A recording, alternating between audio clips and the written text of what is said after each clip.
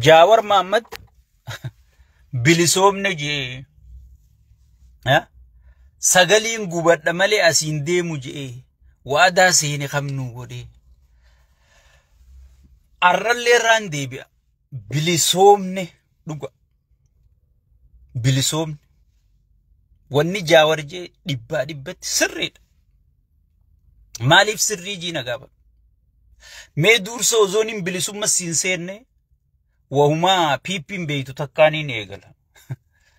Faarsee bulaan kun beeku takkaaniin eegala. Mee intala takka dura uggii fuutu dura ni jaalattaa bar intala jaalatu arkatee jaama itti aansee ni fuudha ni qaadhimatta intala jaalatu san qaadhimatee jaama itti aansee ni fuutaa jechuudha. Qaadhimaa san fuudhee jaama itti aansee ilmoo irraa harkataa gara sii godhatti ilmoo irraa harkataa ilmoo harkatee jaama. Bilisummaanis akkasumas sadarkaa qabdi. Bilisummaa jechuun maali? Dursa hawaasa kee ijaaru, lolchiisu, hoggi lolchiifte sirnarra loltu san buqqisuudha. Bilisummaa first step. Bilisummaan Jaawarsiin jechuun jiru bilisummaa steepii tokkoffaa san. Sirna wayyaanee buqqifnee jirra jechuudha. Guyyaa inni bilisoomne siin jiru yes 100% bilisoomne jirra jechuudha. Sirna wayyaanee san buqqifnee jirra jechuudha. Sun bilisummaa tokkoffaadha. Bilisoomee hagabrummaa deebi'een sii lakkaawama. Eeltiraan olluma keenya irraa hin si eegala. Eeltiraan dhiiga ilmaan isiitiin bilisoomsiteeti mootummaa gabroonfataaf irraa kaaftee alaabaa mataa isii leellifattee jechuudha. Duuba deebiteeti ilmuma isaaniitiin gabrummaa deebitee jechuudha. Arra paarlamaan qabdu, diinagdeen qabdu, qunnamtii addunyaa wajjin qabdu. Kana eenyu godhe? Ilmuma isaanii godhee jechuudha. Ilmuma isaaniitiin deebi'anii gabroomanii jechuudha. Bilisoomanii deebi'anii gabroomanii jechuudha. Erga bilisooman gabrummaan hin jirtu eenyu siin jedhe meenaa himu. Itti aansuudhaan Yugaanduma fudhadhu. Namichi amma aangorra jiru kun pirezidaantiin amata meeqa bulchuu jiru kun Ingiliz jalaa ummata isaa jaareeti Ingiliziin lolchiisee bilisoomanii jechuudha. Deebi'anii ifumaa gabroomsu jira jechuudha. Takkaa qabadhu. Erga bilisoomtees gabroomuun ni jirti. Gaafa sana hayyoonni bilisoomne jaaniituma akka Jaawar Maammadjee kanatti bilisoomne jechuu turani. Lafa dhiitu turani jechuu Yugaandaa keessatti, Eeltiraa keessatti. Itti aansuudhaan Zimbaabuwee fudhadhu. Lolanii Ingiliz jalaa bilisoomanii deebi'anii gabroomanii jechuudha. Jaarsa dullacha wiilcheriin oofan dirqiin qabrii seenee jechuudha. Itti aansuudhaan maal gootaa fagoo sandeetta. Masrii fudhadhu Ijipti.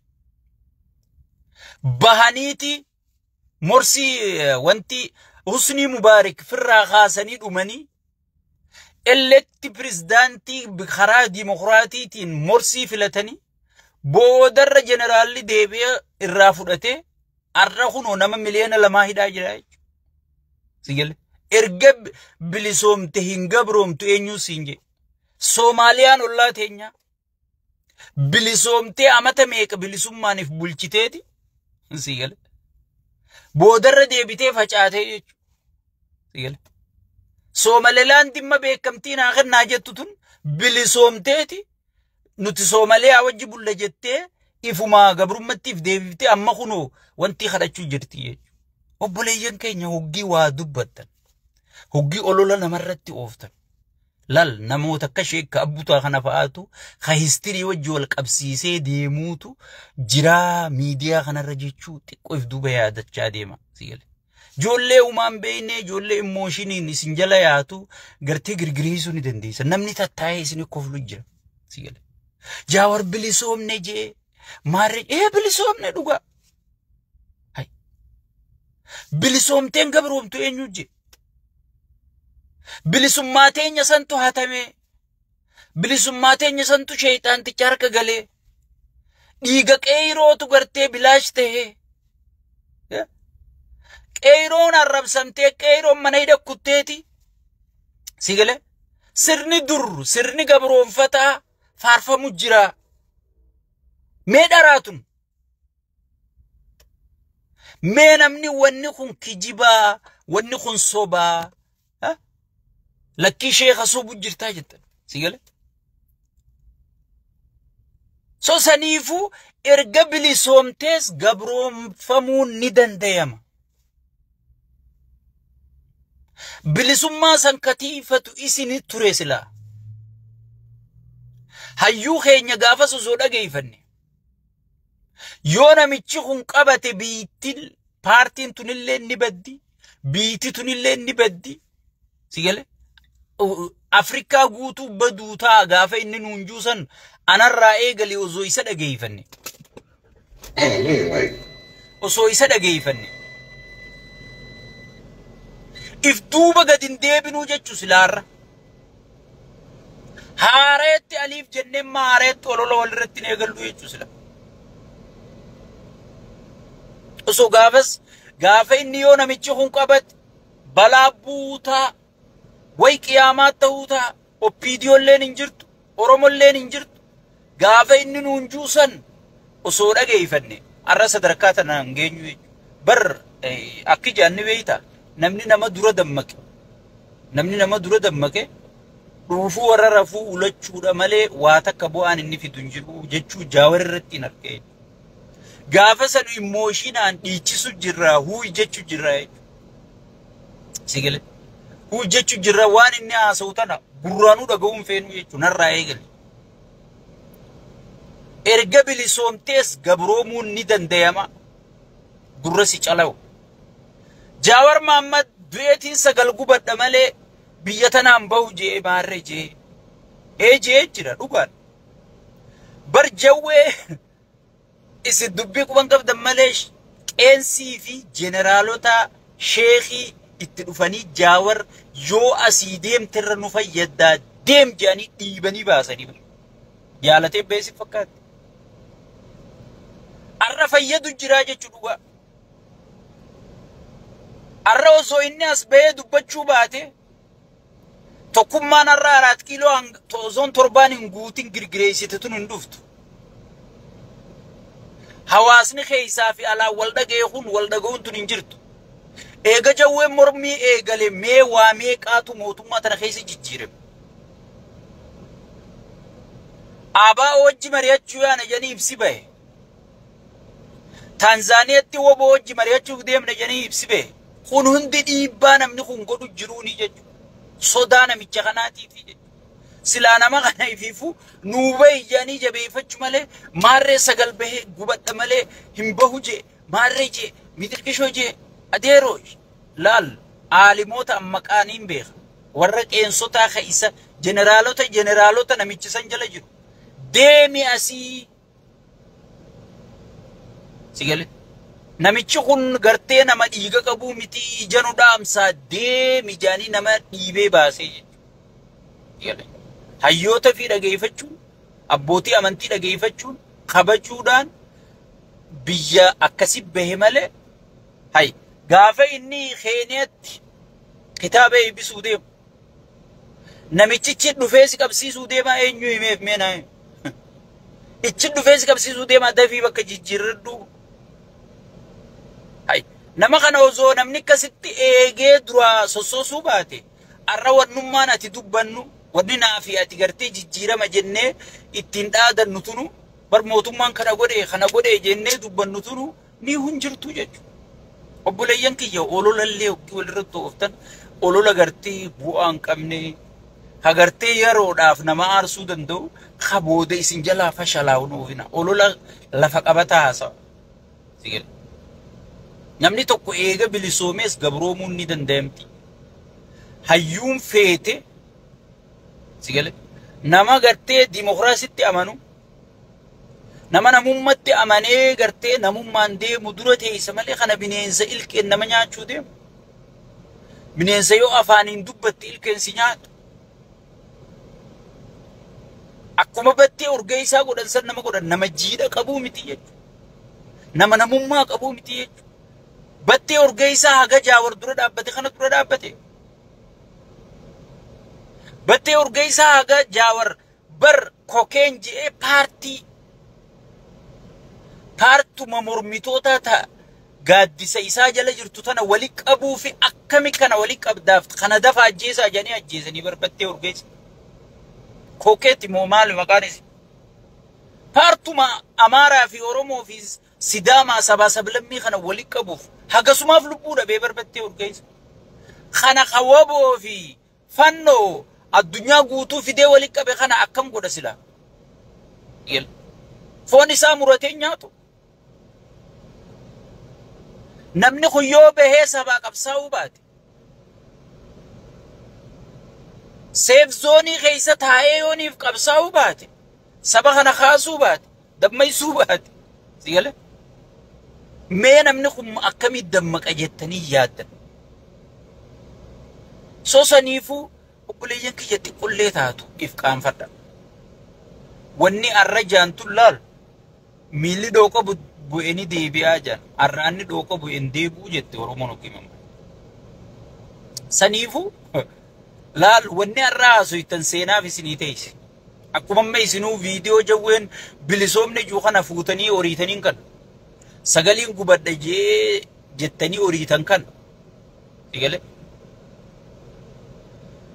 Wanni isin arra jechuu jirtaniis boruu fi gartee isin affekti isin gooti agenisti isin gooti ifi eeggachaatu malaa loggii deemtaniis keessattuu jare warri Harargeen teenyatuun beeyta hoggii waa deeggarruus boordaran qabnu hoggii waa morminuus boordaran qabnu warruma dheengadda jaawar waaqeeffachuu tureetu hoggii jaartii isaaniitii wajjira fu jaawar jechaa jaartii isaaniitii wajjira fuutu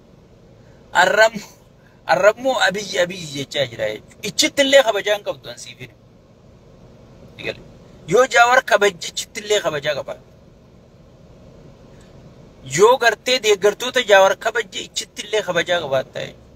Waa takka arraaf ayizoosiin jechuun malchiisa. Warri jaawar xiqqeessaa ture ifumaaf xiqqaatee jechuudha. Hunda laaltee gargaara. Sosaniifuu wal xiqqeessuu caalaa rakkoo teenyaaf xiqqeessinee garaagarummaa teenya xiqqeessinee yoo walitti dhufnerra jiraa jechuudha. Yoo wal taanee nu cufti galmi keenya tokko Oromoo bilisoomsu Oromoo milkeessu sigale. Namicha afaan dammaa ka garaa dhadhaa kan afaan dhadhaa garaan isaa dhaga sigale. Afaaniin hoggee haasa'u sabboonaan akkasaan jiru. Manni Oromoo yoo Oromoo gantiif gante naan jaaqa maarree naan jaaqa jeyaasa amma muddamee jira karayyuu namni gartee shirasaa itti bareeti itti dammaqee muddamee jira muddamee amma miidiyaa irratti hoggi dhibba takkaa ol ba'ee jira hoggi dhibba takkaa ol hoggi meeqa bakka ajandaa jaraa kanaan jijjiire jeef utaalee akka gaafa kaanna yaadattanii gaafa wayyaaneen filmaata geggeessite guyyaatti aanu interview kennee bar gaafas gaa dhageetti qabaa amaarri kunis gaa isa jala jira wuucaniiti waan wayyaanee san dhiisanii isa ajandaa godhatan akkasiif seesi gale hoggi lama interview kennee namni abbaa kanaatu namni view isaa isinii post godheetiin jira. Viewun gati qaba maarreen gati qaba jaa namni gariin yoo viewun gatiin qabaanne deemiti ifitti haasa'e yoo ummanni sin daawwanne bu'aa maaliif deebitee miidiyaa irratti haasa'u ummata amansiisuufi akka ummanni si dhaggeeffatuufi kana sirratti haasa'u sigal saniifu obboleeyyan kiyya hayyoota keenya jabeeffanne tokkummaa keenya tiifanne sabaa sablammii wajjin hojjenne sigal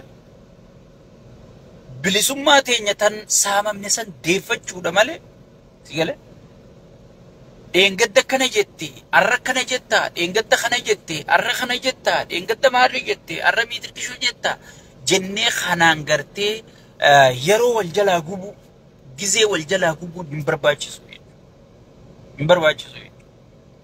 yeroo ammatti ani irra deebiitiin siin jedha namni qixa Jaawar Mahammad piipirra dhiibbaa godhuu danda'u hin jiru jechuudha. Ansiifin hima dhugumaan siif jaalatti, ansirritti hin beeka. Na dhageeffadhu. Jaawar Muhammad hoggii inni dubbate os hoggii kun farshoo dhugee rafee fi kaantu ka'ee Jaawar maal jeejee gujjira. Namni tokko yoo dhiibbaan goone tuffataniitu dhiisan. Halkanii guyyaa waa'ee laga diimaa dhiisaniiti waa'ee gurbaa diimaa haasa'u jiranii isiniin jechaa jira. Digale. Waan kana hunda laga diimaa haasa'an kana yoo hayyoonni kun hin deeggarre yoo Jaawar faan hin deeggarre ummanni kan lolleef ni beeka. Abiyyin maasni sodaata. Amma namni Korneelaa waa takkan sodaatu waraana keessa guddate maarre jedhanii no. Aboo gaafa waraana wayyaanee sanaadeeroo laal eega Ameerikaa wayyaaneedhaan deebi'aa jette gaaraan dhaqajee ce'ee jechuudha. Laal waan kana uumaan sirri keessa beekuun irraa inni isin himu jira. Yaa Rabbi kam osoo Isaayi waraanni Isaayyaasii fi Dirooyiniin jiraachuu baate kutteensiin jedhu. Guyyaas xumura nu goran. Halkan kana guutuu hirriiban qabnu laal gaafas gangaa isa deeggarraa dhiiru dhiisuma jiran. Dhiiru maaluma jiran. Namicha kanaa qiyaamarra jira. Dhiiru maalumarra jiran ilaal hirriibni nu romba'uun siin jedhu. So saniifu nuti lolli sunis akkaataa itti injifatee beeyinaa jechuudha.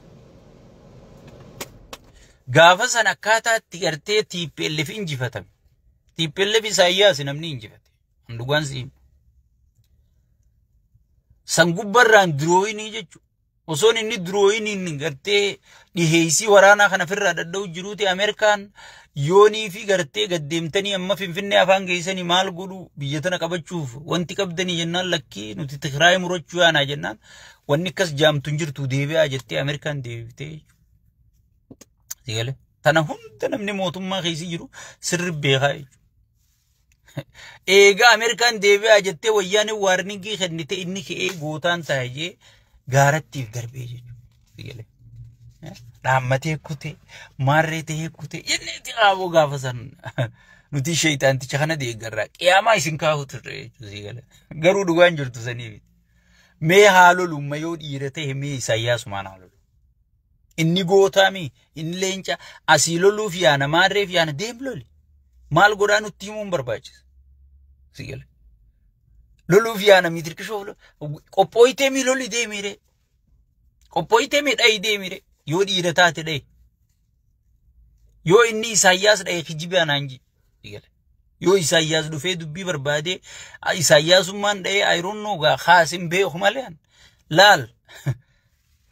Inni wanni inni footoo ka'u enjoy godhu wanni hoteela jaarrate bakka Finfinnu manatti hin dhufinaa dakatana furadhaa nama je'ee bar kan sulultaa jala waboon tarkaanfii fudhachuu jirtu aboo kunoo sululta jirti kan namni juun nurraa usaa je'ee bar nama Finfinnu manutti hin dhufinaa je'ee waboochi firraa gabbaru.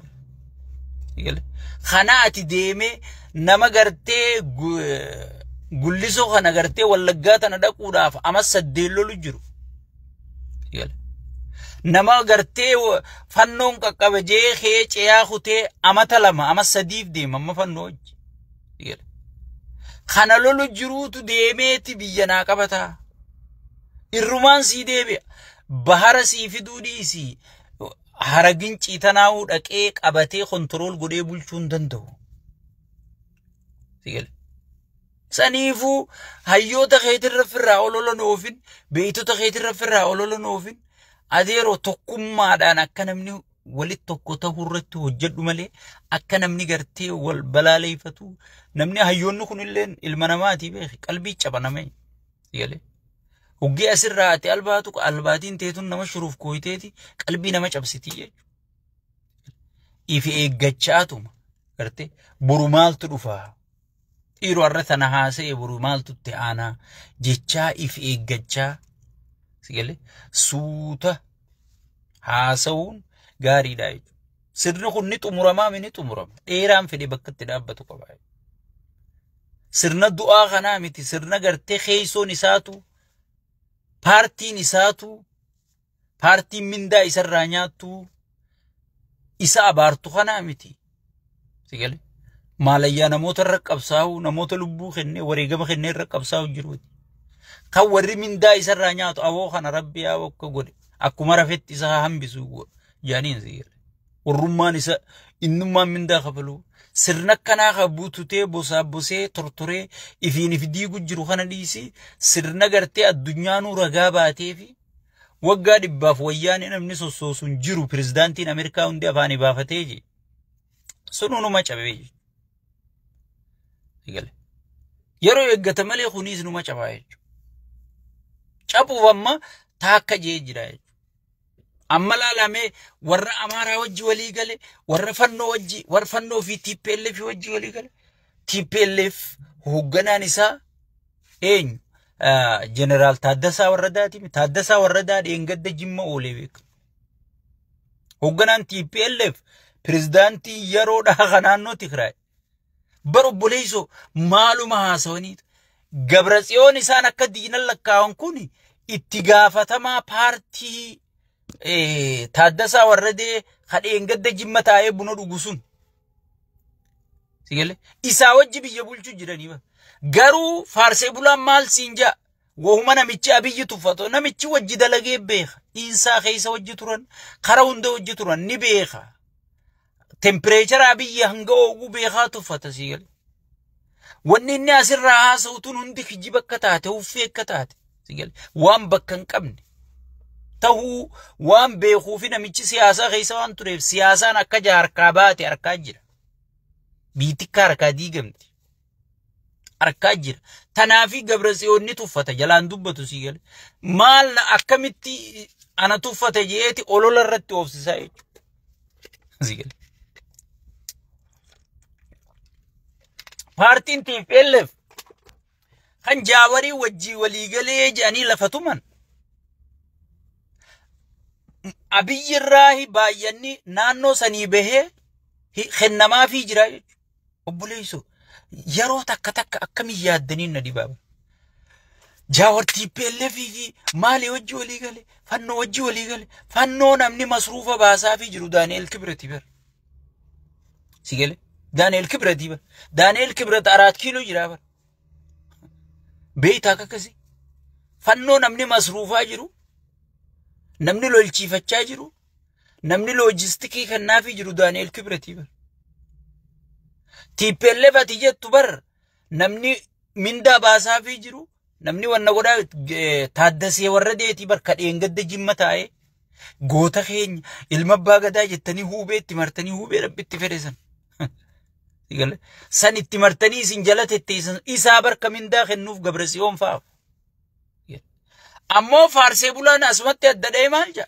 Gabratsiyoonii fi maarree mitiqisho osoo Gabratsiyoonii fi Abiyyi footoo wajji ka'e arke akka nagaa yaa Gabratsiyoon hayyuu keenya gaa beetu bar wanti informeeshiinan qabdu hoggin isin hin jiru amma namichuma qaallitti atleetii jalaan qabeenya fudhate jettanii asirraa iyyitan kana hidhamee gaa kanaa seera gaa jecha jaanii lafatumuun turre namicha ni hidhame sigale informeeshiinan qabanii hogginan isin hin jiru angartee wahumaan beekurraa hin isin hin jaa wahumaan beekurraa hin isin hin jaa saniifuu obboleeyyan kiyya laalle hin burjaajeena an akka ummanni kiyya hin burjaajoonneefiin isinit dubbachuu jira malee tanneeni waa fidaa tanneeni gartee mootummaa kana baraaruu dandayaa fi miti mootummaan kun mootummaa ifiif diigaa jiru